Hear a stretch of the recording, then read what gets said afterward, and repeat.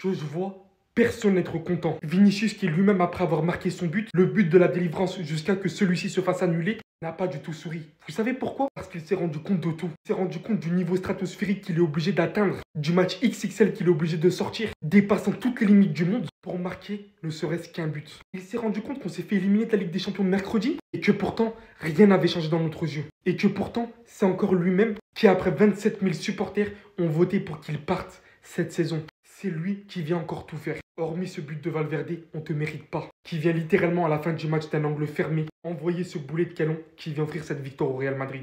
Parce que si c'est pas son individualité, c'est un boulet de canon de Valverde. Et ça marche depuis très longtemps ainsi. Mais vous, au lieu de vous trouver les vraies erreurs, tout ce que vous trouvez à faire, c'est huer Kylian Mbappé lorsque celui-ci apparaît sur l'écran. Alors que notre jeu pue la merde.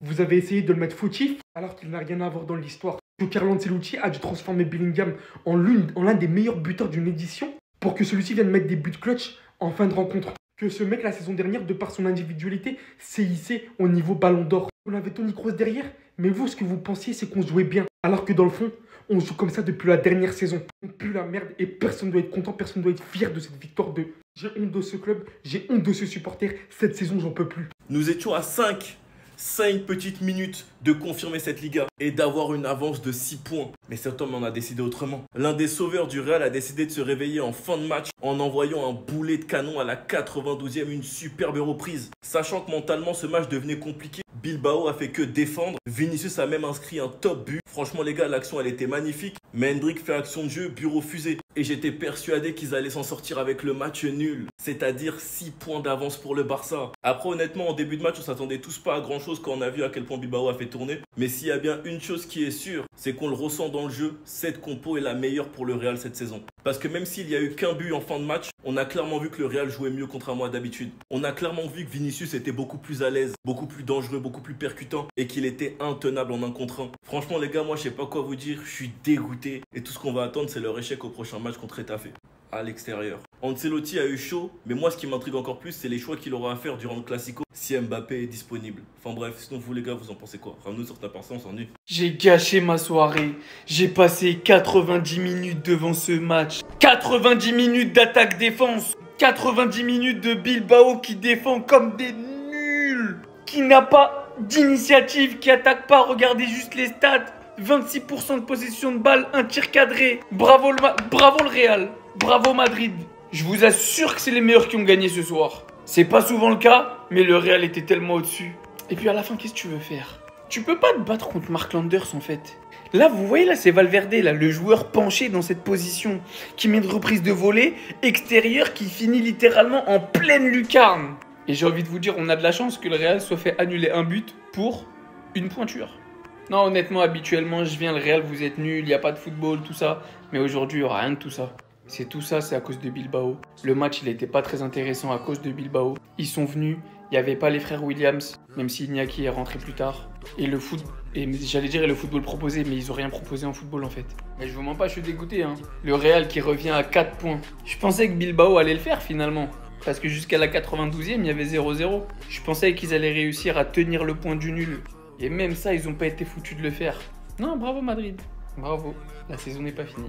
Valverde pétard, vous connaissez la suite carrément, je vais vous la montrer. Dans la surface de réparation, c'est un penalty pour lui. Il s'apprête comme Mark Landers. Il s'ajuste pour maximiser sa puissance de frappe qui se transforme en golasso direct. Hop, but. Donc il libère tout le Santiago Bernabéu. Donc la victoire du Real Madrid, 1-0. Mais j'ai pas mal de choses à dire la famille. Alors mon équipe aujourd'hui, je l'ai bien aimée. Pourquoi? Parce qu'il y a eu de l'agressivité. L'envie de récupérer la balle au plus rapidement. Et ça a été mené par un très grand monsieur dès les premières secondes. On a vu que lorsque Vinicius y mettait de l'agressivité dans tout ce qu'il faisait, que ce soit dans le domaine défensif et même offensif lorsqu'il a la balle, il est capable de tout faire sur un terrain de football. C'est rien qu'une question d'attitude. Par contre, on va pas se mentir que ça confirme un truc, Vinicius et Mbappé, ils peuvent pas jouer ensemble. Ils jouent le même poste, la famille. Rodrigo qui joue avec lui, il fait pas un mauvais match, mais on en attend plus quand même. Parce que j'ai l'impression que lorsqu'il joue, au final, c'est asymétrique. Parce que Vinicius attaque énormément. Il y a pas mal de brèches dans ce côté, mais de l'autre côté, il n'y a pas de productivité, il n'y a rien. Ce qu'il a manqué réellement dans ce match-là, c'est un poste de numéro 9 pour ramener de la densité dans la surface de réparation. Alors au milieu de terrain, que ce soit Modric, Ceballos, et je peux même ajouter Tchouaméni, mais je veux pas le mettre parce que c'est pas lui qui a le but de la créativité. C'est bien ce qu'ils ont fait dans une phase défensive les deux. Mais je trouve qu'il manque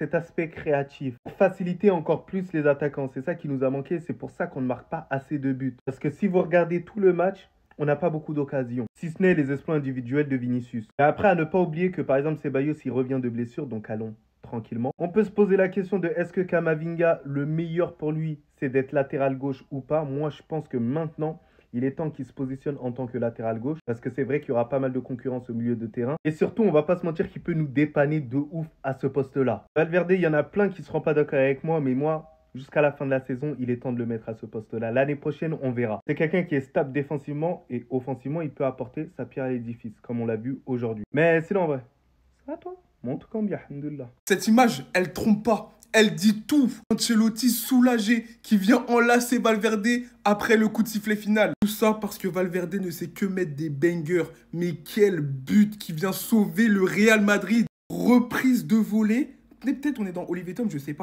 La trajectoire qu'elle prend, personne la voit dedans. Une trajectoire extérieure avant de revenir bien comme il faut en pleine lucarne. Le match est plié et heureusement le Real Madrid est toujours dans la course au titre. On va pas se mentir, hein, le Real Madrid dans le jeu ça reste compliqué. Aujourd'hui jusqu'à la 97e minute, ils étaient sans inspiration. Bellingham qui aurait dû pour moi bénéficier d'un penalty.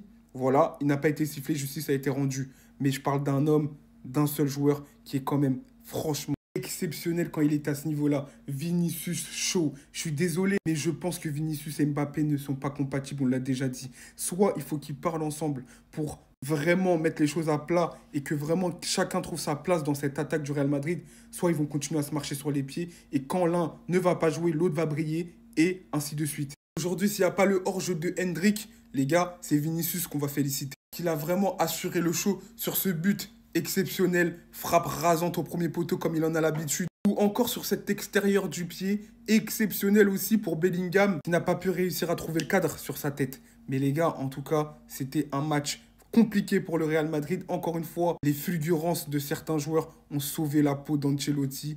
Une victoire qui rassure sans Mbappé. Attention, on verra s'ils ont pu reprendre confiance, assez confiance pour affronter le Barça.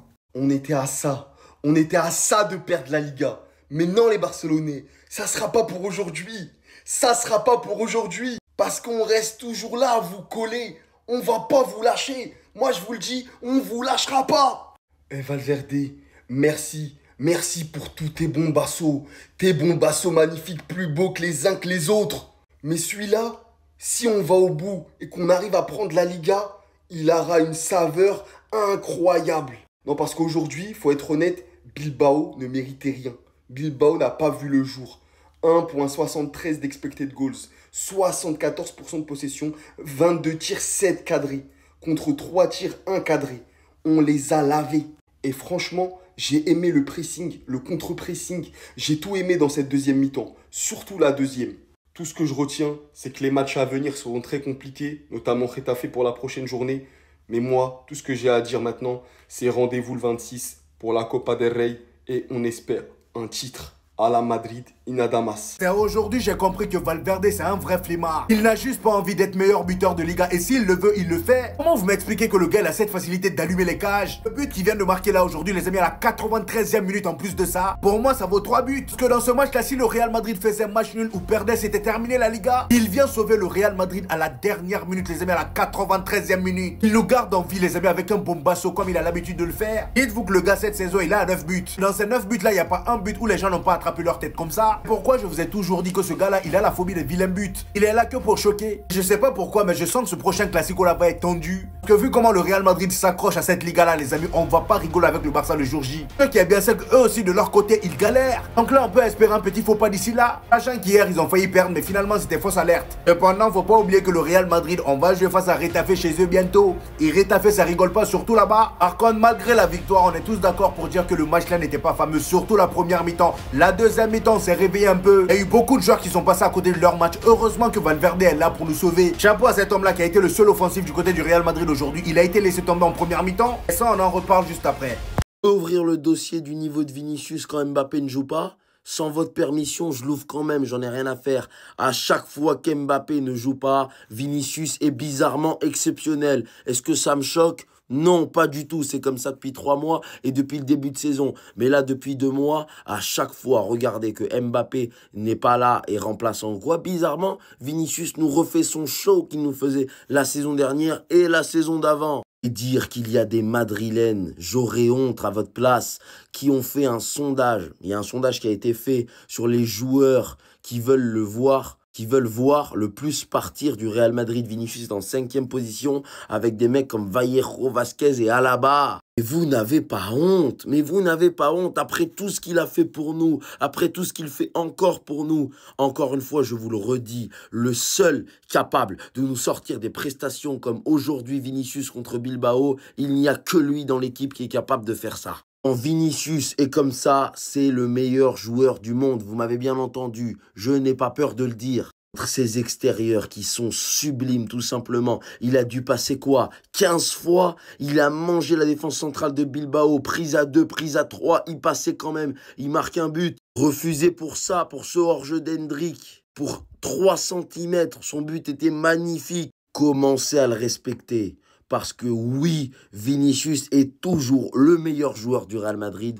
Et je le dirai toujours. Voilà. Mais non, ils étaient à ça de la défaite, à ça. Et il y a ce timbré avec ses frappes de Batman. Frérot, c'est trop. En fait, ce championnat, c'est trop, mais ça va se jouer jusqu'à la dernière seconde. Même pas la dernière minute, la dernière seconde. Bon, j'avoue, le Barça, on a toujours des points d'avance sur eux, mais aujourd'hui, ils sont passés à ça de la défaite, j'ai trop la haine. Déjà, juste un truc, les supporters de Madrid, choisissez bien votre camp, il y en a. Pas tous, hein, parce qu'il y en a, c'est des bons, mais il y en a, choisissez bien votre camp. C'est vraiment ce joueur que vous voulez voir partir. C'est vraiment Vinicius qui se donne à fond, encore buteur aujourd'hui. Malheureusement, son but n'est pas accordé. Mais on a tous vu ce qu'il est capable de faire encore une fois. C'est votre meilleur attaquant. Il y en a, arrêtez de me raconter vos blabla. C'est votre meilleur attaquant. Vinicius, juste parce qu'il y a eu 6 mois de méforme où il n'est pas bon, il y en a voulu cracher dessus. Mais vous oubliez les 3-4 dernières années à son haut niveau. Lui, par contre, vraiment, faut vraiment faire quelque chose. Là, faut vraiment faire quelque chose. Les gars, les frappes de Valverde, il va en mettre combien comme ça? Il va en mettre combien dans sa carrière? C'est déjà le 10e, 15e, c'est pas possible. Et le pire, c'est que ça fait combien de fois qu'il met cette frappe quand le Real Madrid est en difficulté? Non les gars, c'est votre taulier, c'est votre soldat. Valverde, c'est trop. Moi je le dis depuis 1 an, 2 ans, ce milieu n'est pas assez mis en valeur, ce milieu n'est pas assez respecté. Toujours ils arrivent à s'en sortir, c'est une dinguerie ça, vraiment le Real Madrid, je sais pas comment ils font. 0-0, bon vous aussi frérot, tu te prends une frappe de Valverde à la dernière minute, bon après, il envoie une bastos, le gardien il peut rien faire, pas de souci. Mais je sais pas frérot, putain il y en a marre. Bon, vous avez gagné et puis quoi? Vous avez gagné et puis quoi? Vous êtes toujours éliminé de la Ligue des Champions, vous êtes toujours 2e au classement. Samedi, on jouait finale de coupe. Sachant quoi?